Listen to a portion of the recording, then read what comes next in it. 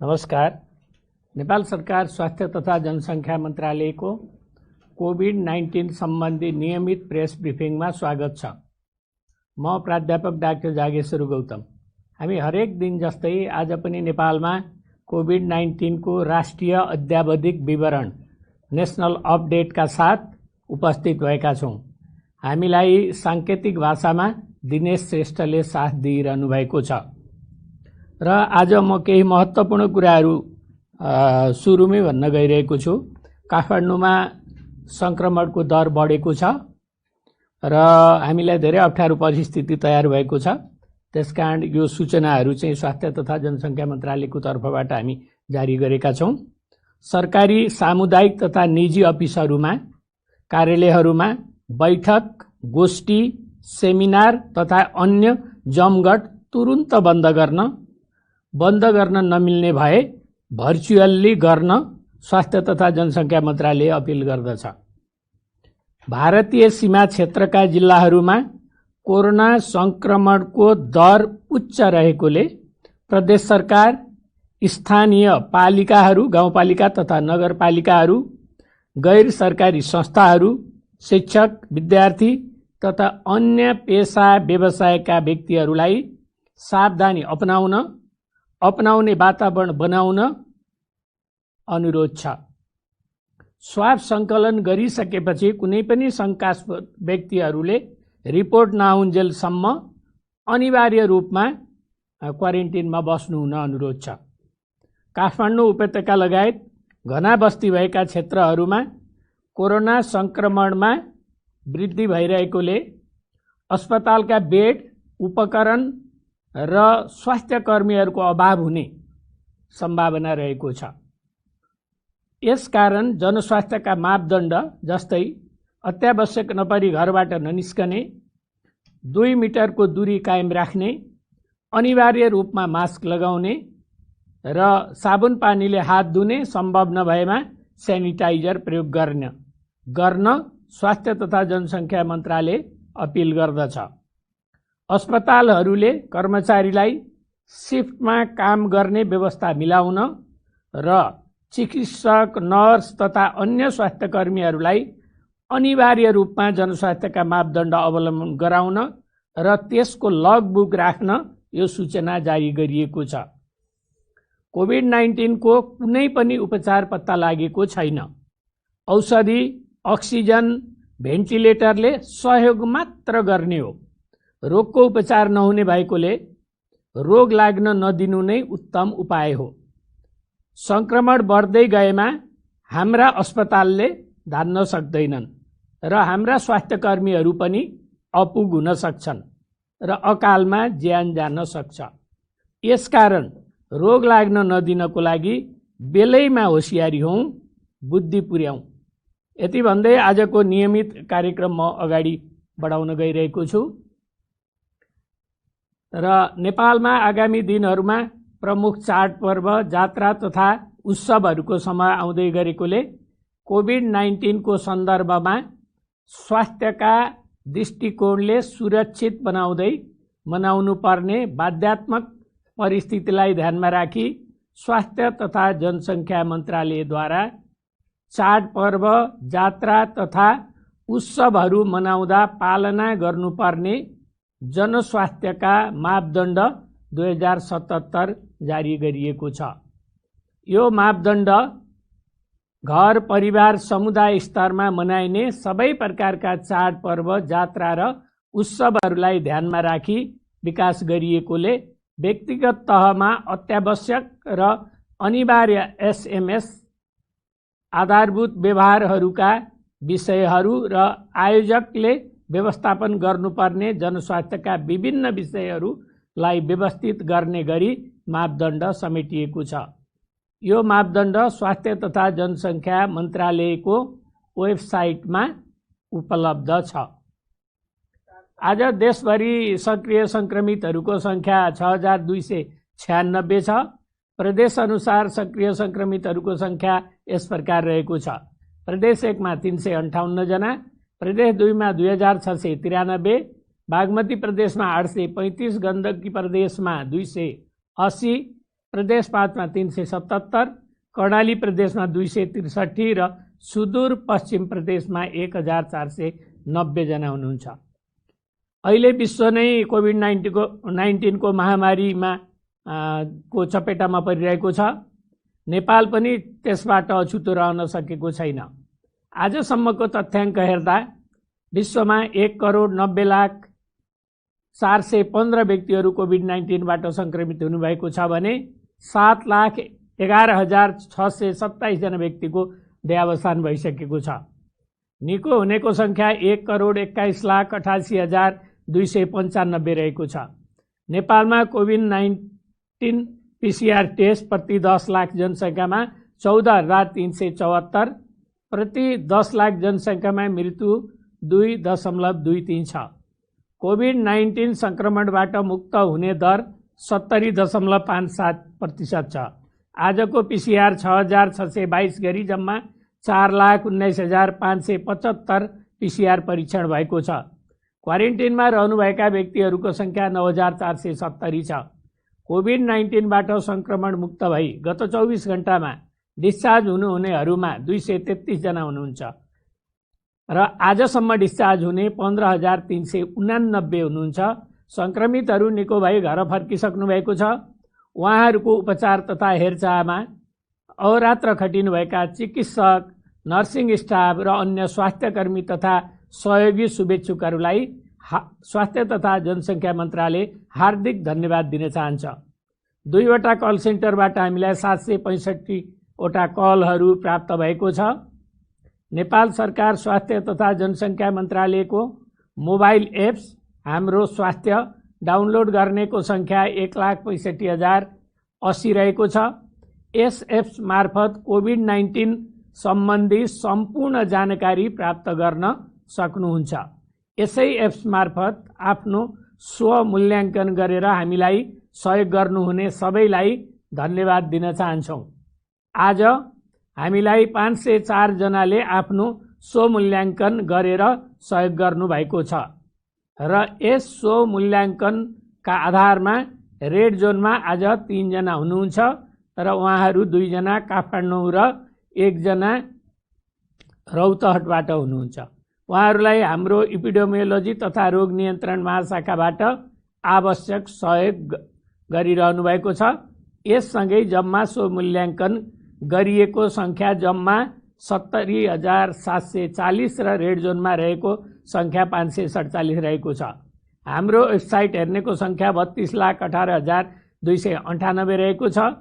हाम्रो भाइबर ग्रुपमा जोडिनेको सङ्ख्या जम्मा 4,25,067 छ। अब म विस्तृतमा विवरण प्रस्तुत गर्न गइरहेको छु र प्रयोगशाला अनुसार रियल टाइम PCR पोजिटिभ केसहरूको विवरण प्रस्तुत गर्दछु। बीपी कोइराला स्वास्थ्य विज्ञान प्रतिष्ठान धरान प्रयोगशालामा झापाका 8 जना, मोरङका 1 जना र सुनसरीका 15 जना हुनुहुन्छ। कोशी अस्पताल विराटनगर प्रयोगशालामा इलामका 15 जना र मोरङका 13 जना हुनुहुन्छ। प्रादेशिक जनस्वास्थ्य प्रयोगशाला विराटनगरमा मोरङका 10 जना र सुनसरीका 4 जना। प्रादेशिक जनस्वास्थ्य प्रयोगशाला जनकपुरमा धनुषाका 23 जना, महोत्तरीका 1 जना, सर्लाहीका 1 जना र सिराहाका 1 जना हुनुहुन्छ। नारायणी अस्पताल वीरगञ्ज प्रयोगशालामा महोत्तरीका 1 जना, पर्साका 41 जना र रौतहटका 1 जना हुनुहुन्छ। जनस्वास्थ्य प्रयोगशाला टेकु काठमाडौँमा बाजुराका 3 जना, गोर्खाका 4 जना, काठमाडौँका 25 जना, कपिलवस्तुका 21 जना र सर्लाहीका 7 जना हुनुहुन्छ। शुक्रराज ट्रपिकल तथा सरुवा रोग अस्पताल प्रयोगशालामा भक्तपुरका 1 जना, भोजपुरका 2 जना, दोलखाका 1 जना, काठमाडौँका 15 जना, काभ्रेपलाञ्चोकका 1 जना र ललितपुरका 2 जना हुनुहुन्छ। भरतपुर अस्पताल कोभिड-19 प्रयोगशालामा चितवनका 1 जना। कीटजन्य रोग अनुसन्धान तथा तालिम केन्द्र हेटौँडामा बाराका 13 जना, मकवानपुरका 4 जना, रौतहटका 1 जना, काठमाडौँका 1 जना, रूपन्देहीका 1 जना र सर्लाहीका 1 जना हुनुहुन्छ। वीर अस्पताल काठमाडौँमा धनुषाका 1 जना, काठमाडौँका 3 जना, महोत्तरीका 1 जना, नुवाकोटका 1 जना रामेछापका 1 जना र सिराहाका 1 जना हुनुहुन्छ। त्रिभुवन विश्वविद्यालय शिक्षण अस्पताल प्रयोगशाला महाराजगञ्जमा बाराका 1 जना, गुल्मीका 1 जना, कञ्चनपुरका 1 जना, काठमाडौँका 5 जना, काभ्रेपलाञ्चोकका 1 जना र उदयपुरका 1 जना हुनुहुन्छ।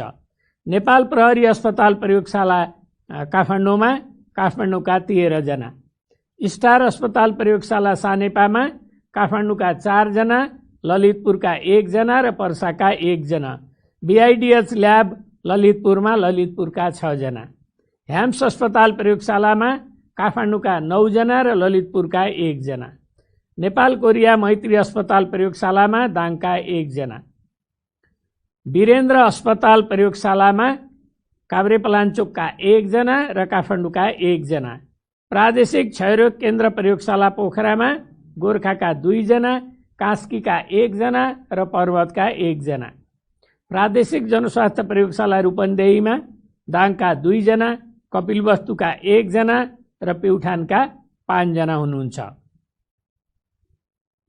यसैगरी लुम्बिनी प्रादेशिक अस्पताल बुटवलमा कपिलवस्तुका 10 जना र रूपन्देहीका 3 जना, सुर्खेत प्रादेशिक अस्पताल प्रयोगशाला सुर्खेतमा दैलेखका 1 जना र सुर्खेतका 1 जना, कर्णाली स्वास्थ्य विज्ञान प्रतिष्ठान जुम्लाका 1 जना र मुगुका 1 जना, डडेलधुरा अस्पताल प्रयोगशाला डडेलधुरामा बैतडीका 1 जना र डोटीका 2 जना हुनुहुन्छ। सेती प्रादेशिक अस्पताल प्रयोगशाला धनगढीमा अछामका 7 जना, बझाङका 3 जना, कैलालीका 21 जना र कञ्चनपुरका 1 जना गरी जम्मा 360 जना संक्रमित हुनुभएको छ। म प्रादेशिक विवरण प्रस्तुत गर्न गइरहेको छु। क्वारेन्टाइनमा रहनुहुने व्यक्तिहरूको संख्या प्रदेश अनुसार म भन्न चाहन्छु। प्रदेश 1 मा 1650, 2 मा 1208, बागमती प्रदेश 784, गण्डकी प्रदेश 2564, प्रदेश 5 मा 1312, कर्णाली प्रदेशमा 426 र सुदूरपश्चिम प्रदेशमा 1526 र हालसम्म डिस्चार्ज हुनेहरूको संख्या यस प्रकार छ। प्रदेश 1 बाट 937, प्रदेश 2 3234, बागमती प्रदेश 591, गण्डकी प्रदेशमा 1362, प्रदेश 5 मा 4097,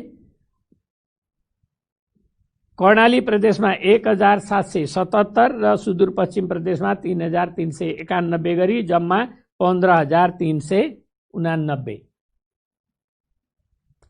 र रियल टाइम पीसीआर नमुना संकलनको विश्लेषण गर्न चाहन्छु।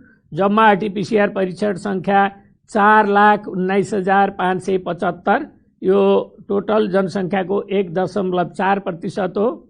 अहिलेसम्मको जम्मा पोजिटिभ संख्या 21,750, 5.1।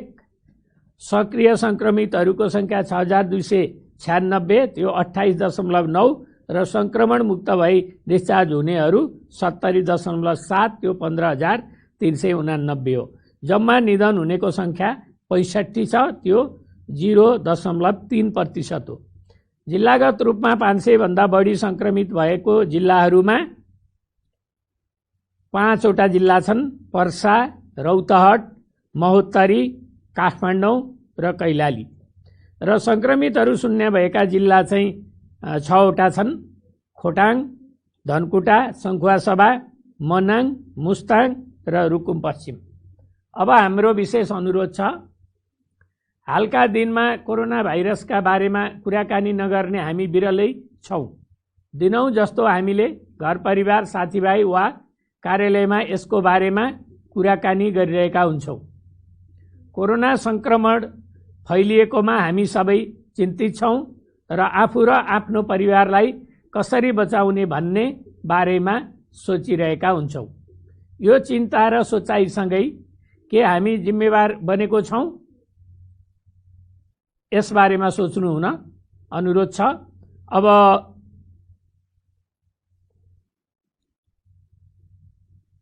र यसमा अलिकति थप पनि म भन्न चाहन्छु। निधनको खबर भन्नुभन्दा अगाडि के हामीले घरमै बसेर आफ्नो परिवारसँग मात्र चाडपर्व मनाएका छौँ? के हामीले घरबाट बाहिर निस्किँदा पसल, कार्यालय वा सार्वजनिक यातायातमा नाक मुख राम्ररी छोपिने गरी अनिवार्य मास्क लगाएका छौँ? के हामीले कार्यालयमा गरिने सभा सम्मेलन, तालिम गर्दा र तरकारी तथा खाद्यान्न किन्ने पसलमा एक अर्को बीच आवश्यक 2 मिटरको दूरी कायम गरेको छौँ? के हामीले जुनसुकै वस्तु वा सतह छोएपछि घर वा कार्यालय पस्नु अगाडि साबुन पानीले मिची हात धोएका वा अल्कोहल भएको सेनिटाइजर प्रयोग गरेका छौँ? के हामीले भिडभाड, जात्रा, चाडपर्वहरूमा जानबाट आफू र आफ्नो परिवारका सदस्यलाई रोक्न सकेका छौँ वा गएका छैनौँ? एकपटक यी प्रश्नहरू हामीले आफैलाई सोध्न सबैमा म अनुरोध गर्दछु। संक्रमणले धनी गरिब, कुनै धर्म वा जात विशेष, स्थान, युवा, बालबालिका वा वृद्ध भन्दैन। कोरोना संक्रमण हामी जो कोहीलाई पनि हुन सक्दछ। मास्क लगाउने, कम्तीमा 20 सेकेन्डसम्म साबुन पानीले मिची हात धुने र 2 मिटर दूरी कायम गर्ने यी 3 स्वास्थ्य सुरक्षाका उपायहरू हामीले अभ्यास गरेमा मात्र कोरोना संक्रमणको जोखिम कम गर्न सकिन्छ। यी 3 अभ्यासलाई हामी साथी बनाऊ, दोस्ती गरौँ। चाडपर्व मनाउने, भिडभाड गरी जात्रा मनाउने वा मन्दिरमा हुल गरी दर्शन गर्न नजाउँ, भिडभाड नगरौँ। 60 वर्षमाथिका र 12 वर्ष मुनिका बालबालिका घरबाट बाहिर ननिकालौँ, निस्किन नदिउँ। अब दुःखद खबर छ। म निधनको विवरण भन्न गइरहेको छु।